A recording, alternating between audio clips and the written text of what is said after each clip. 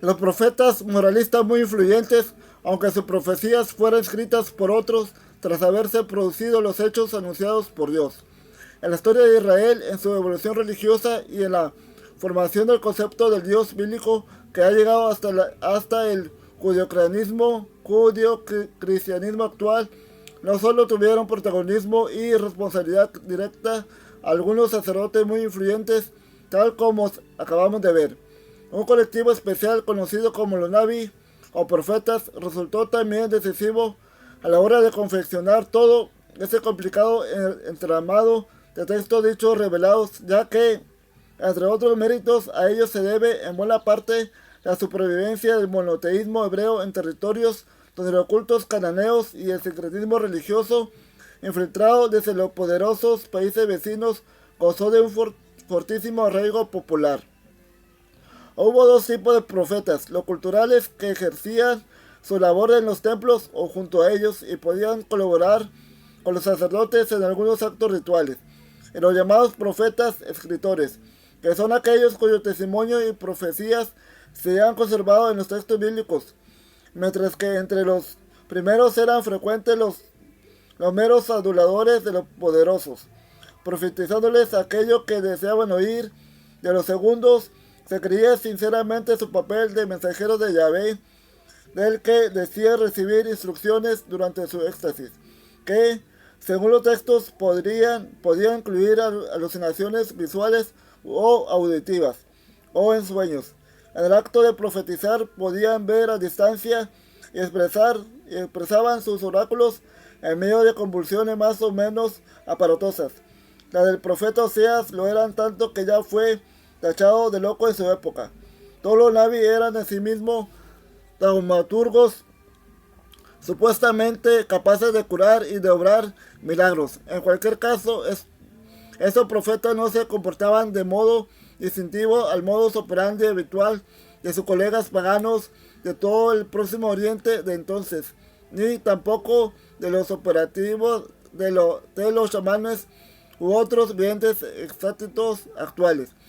Sea cual fuere el dios o potencia al que se atribuyen los mensajeros proféticos, el método en lo fundamental ha permanecido invariable desde hace miles de años hasta hoy. Por ello es muy razonable pensar que el perfil psicológico de los elegidos para tal menester se ha mantenido también constante a lo largo de la historia. Así que quienes, como este autor, hemos conocido personalmente y estudiado a decenas de videntes, chamanes y profetas extáticos actuales, algunos de ellos muy sorprendentes, pero todos sin excepción con desórdenes de personalidad evidentes. No podemos menos que mostrarnos muy precavidos a la hora de enjuiciar la obra de los profetas bíblicos en cuanto a lo que vale, aunque obviamente debe tenerse en cuenta por lo que significó para su época y especialmente para las sociedades que heredaron, magnificaron y reinterpretaron sus profecías. El auge del profetismo se alimentó de las duras condiciones en que se vio forzado a vivir el pueblo de Israel tras la ocupación filistea, sujetos a una dinámica psicológica que podemos ver reproducida en muchas y diferentes sociedades hasta la época actual. Los israelitas, humillados como nación, se volcaron hacia la cofradía de profetas para intentar compensar la frustración colectiva que sentían mediante el bálsamo de profecías que, en nombre de Yahvé, prometían buenos tiempos futuros para los hebreos y derrotas terribles para sus enemigos. Desde que los filisteos se apoderaron del arca de la alianza en el año 1050 a.C. y destruyeron, entre otros, Sión y el templo de Silo, el lugar de culto nacional más importante en esos días, haciendo desaparecer con ello a su clero, que también practicaba artes adivinatorias en nombre de Yahvé. Todo Israel se volvió hacia los profetas y los encubrió, sobredimensionando su papel social y, claro está, su importancia en los escritos bíblicos. Cuando años después el rey David tomó el poder, en el 1010 al 970 a.C., instaló el arca recuperada en Jerusalén y estableció un sacerdocio oficial.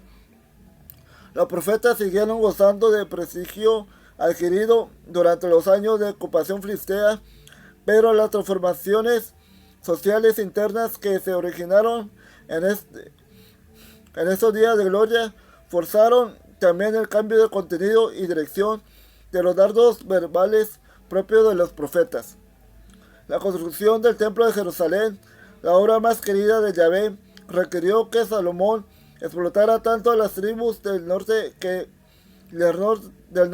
éstas finalmente hacia el año 922 a.C.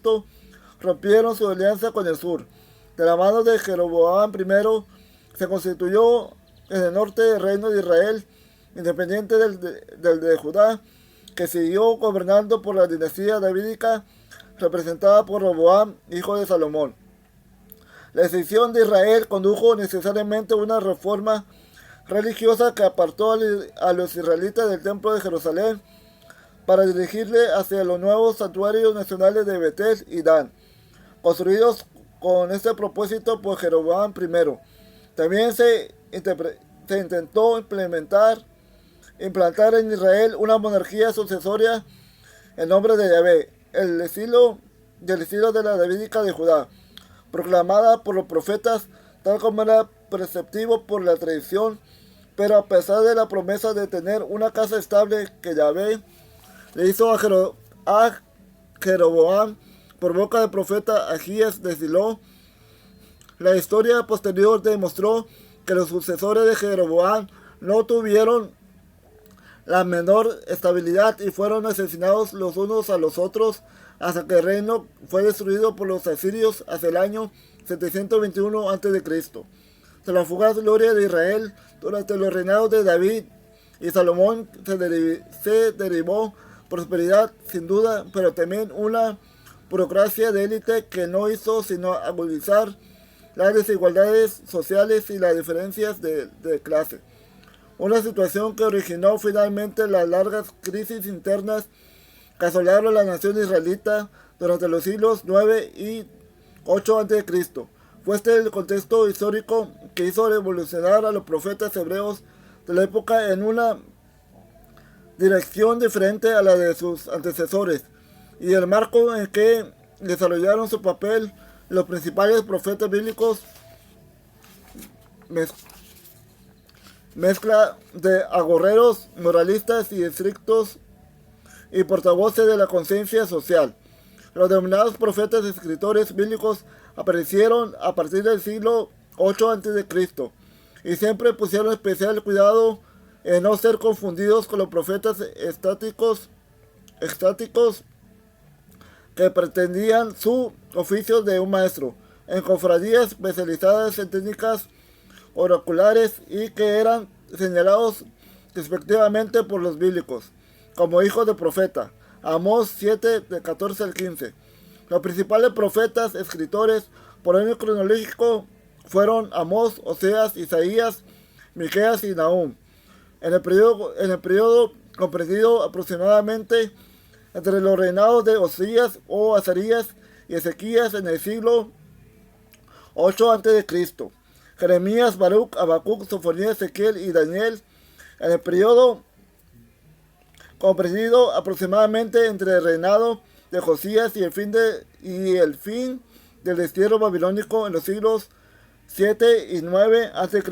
y Ageo, Zacarías y Malaquías en el periodo que va desde el fin del cautiverio hasta el siglo 4 a.C.